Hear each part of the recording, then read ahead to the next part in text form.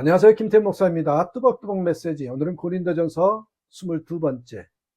성령의 역사가 진짜인지를 아는 법. 고린도전서 14장 26절에서 40절의 말씀을 가지고 함께 뚜벅뚜벅 걸어가겠습니다. 성령의 역사가 일어났어요. 이게 진짜인지 가짜인지를 구별하는 법을 오늘 말씀을 통해서 배웁니다. 성령 하나님께서 임하시면 방언을 말하거나 예언을 말하거나 성령의 능력에 의하여 쓰러지거나 기적을 행하거나 병을 치료하거나 귀신을 제하는 능력이 나타납니다. 그런 은사만 아니라 예수님이 구주이심이 믿어지고요, 하나님을 아버지라고 부르고요, 하나님의 말씀을 듣고 찬양할 때 은혜를 깨닫고 성령의 근심이 있고 하나님의 일을 하고자 하는 소원이 다 성령의 역사라고 지난 시간에 말씀을 드렸죠. 이런 성령의 역사 때문에 복음이 전해진 것이고요, 포로된 자와 눌린 자들이 자유케 되고요, 사탄이 결박되고 귀신들이 내어 쫓김을 당하는 것입니다. 이러한 성령의 역사가 우리에게 나타나기를 우리는 갈망해야 하는 것이죠. 당연한 거죠.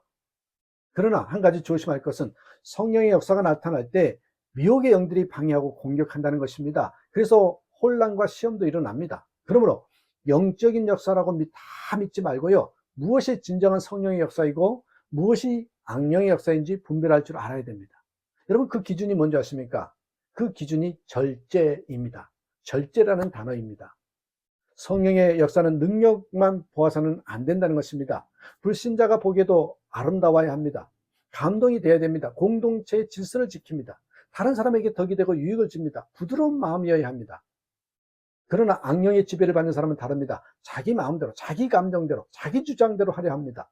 마음에 돌덩이처럼 굳어 있습니다. 그래서 공동체의 질서를 깨뜨리고 공동체를 분열시키죠. 여러분, 이것은 너무나 중요한 차이입니다. 우리는 성령의 부흥을 갈망할 때 능력에 초점을 두지 말고 주님께 초점을 두어야 한다는 결론이죠. 하나님은 무질서의 하나님이 아니라 평화의 하나님이라고 하셨죠. 33절. 하나님은 무질서의 하나님이 아니라 평화의 하나님이십니다. 정말 주님을 바라보는 사람이라면 두렵고 떨림으로 복종하는 자세가 있어야 당연하지 않겠습니까? 그것이 절제요, 공동체 질서를 지키는 것이요, 부드러운 마음입니다. 모세가 이스라엘 백성들에게 혈기 한번 부린 것 때문에 가나안 땅에 들어가지 못했지 않습니까? 혈기 부린 것을 하나님께서는 하나님의 거룩함을 드러내지 않는 일이라 하셨습니다. 고린도 교회에 성령의 역사가 강하게 나타났습니다. 다들 놀라고 충격을 받았지요. 핍박 중에도 신앙생활에 열심히 생기고 두려움이 사라지고 전도의 문도 열렸습니다. 그런데 어느 순간에 예배가 무질서해지고 혼란스럽고 서로 자기 은사가 제일이라고 다투기 시작했습니다. 성령의 역사는 나타나는데 문제가 생긴 것입니다. 이 문제가 여성도들에게서 시작되어 있기에 사도 바울이 여자 성도들에게 말씀하시죠. 34절. 여자들은 교회에서는 잠잠고 있어야 합니다. 여자에게는 말하는 것이 허락되어 있지 않습니다. 율법에서도 말한 대로 여자들은 복종해야 합니다. 여러분, 이 말씀을 보십시오. 이 말씀은 분명히 여자 성도들을 차별하는 말씀처럼 읽힙니다. 그러나 여러분, 그 앞절 33절에서 사도 바울이 하나님은 무질서의 하나님이 아니라 평화의 하나님이시다 라고 말씀하신 다음에 이 말씀하신 것임을 주목해야 됩니다. 여자들에게만 하신 것이 아닙니다.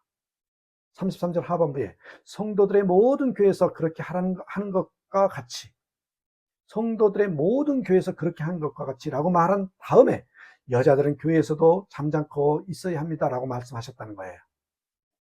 이 말씀은요, 남자나 여자나 모두에게 하신 말씀인 것입니다. 그런데 여자들은 이라고 콕 집어 말씀한 것은 고린도 교회 여성도들에게서 성령의 역사가, 성령의 은사가 강하게 나타났기 때문입니다.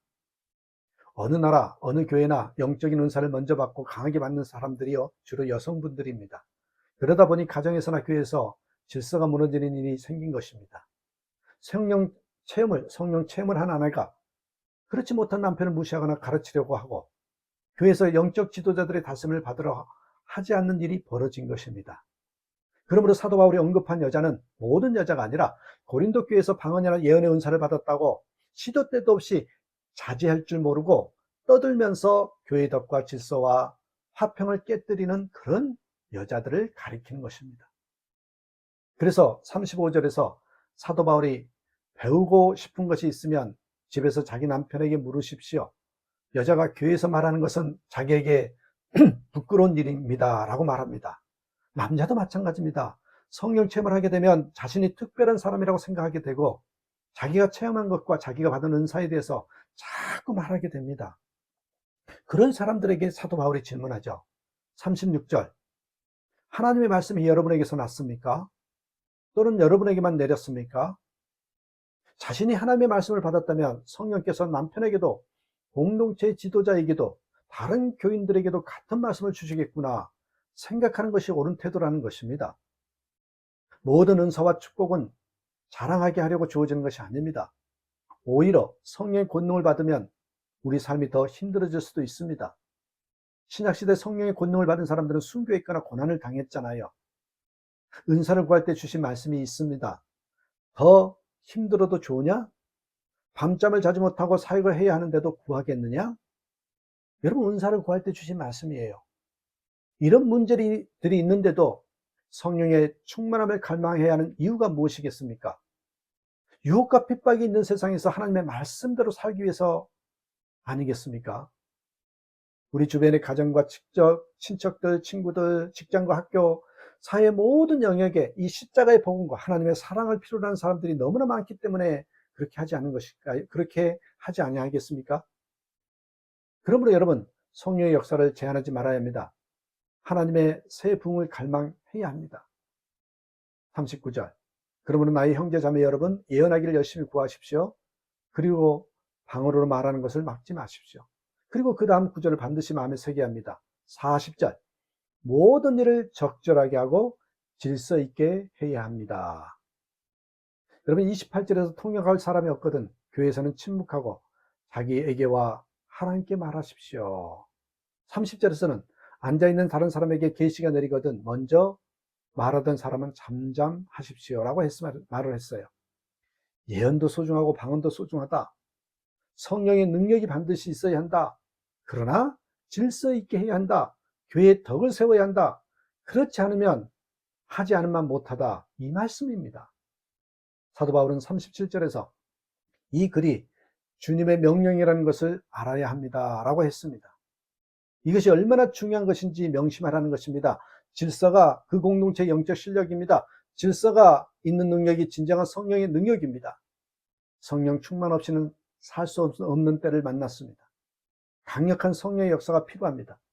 그러려면 우리가 철저히 순종의 사람, 절제의 사람, 부드러운 마음을 가진 사람이 되어야 합니다. 그것이 진정한 성령 충만이고 가장 강력한 능력입니다. 이것을 소유하는 저와 여러분 되시기를 주님의 이름으로 축복합니다. 감사합니다.